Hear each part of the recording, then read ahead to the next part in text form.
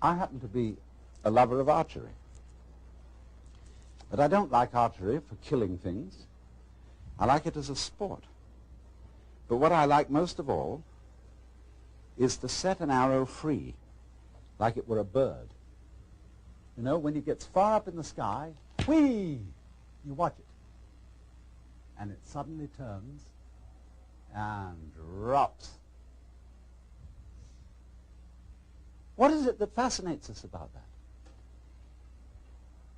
Because it's not useful. It doesn't really achieve anything that we would call purposive work. It simply is what we call play. But in our culture, we make an extremely rigid division between work and play. You're supposed to work in order to earn enough money to give you sufficient leisure time for something entirely different called having fun or play.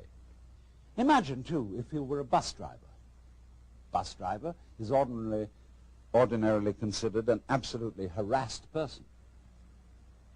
He's got to watch out for all the laws, all the competing traffic, the cops, the people coming on board giving their fares, and he has to give them change.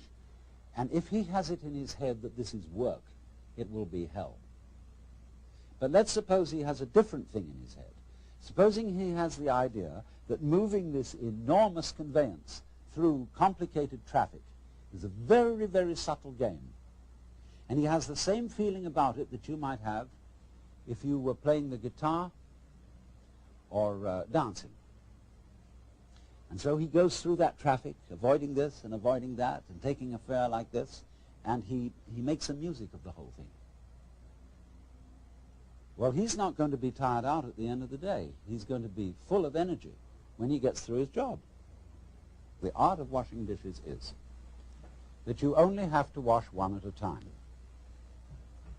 If you're doing it day after day, you have in your mind's eye an enormous stack of filthy dishes which you have washed up in years past, and an enormous stack of filthy dishes which you will wash up in years future. But if you bring in your mind to the state of reality, which is, as I've pointed out to you, only now, this is where we are. There is only now. You only have to wash one dish.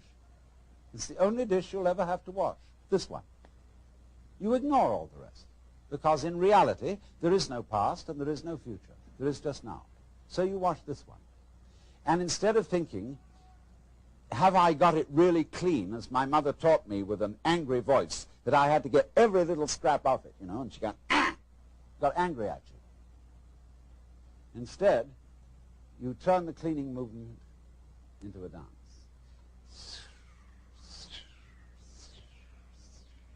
Like this. And you dig that. And you swing that plate around, and you let the rinsing water go over it, and you put it off in the rack. Crazy. See? Take the next one. And you get this rhythm going. See? And you're not under compulsion all the time. You know, when I was a little boy and went to school in England, I had to learn the piano. They called it playing the piano. But actually, they said you must play. We had in England compulsory games. They used to post notices on the bulletin board in the school where I went to, which said, this afternoon everyone will go for a run.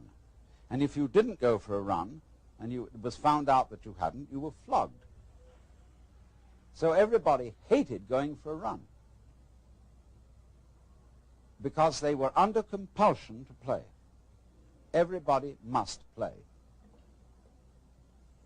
It's like the whole game of life we're all involved in. It's only a game, but everybody has got to belong.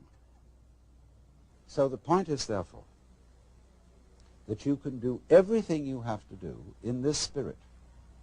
Don't make a distinction between work and play. Regard everything that you're doing as play, and don't imagine for 1 minute that you've got to be serious about it.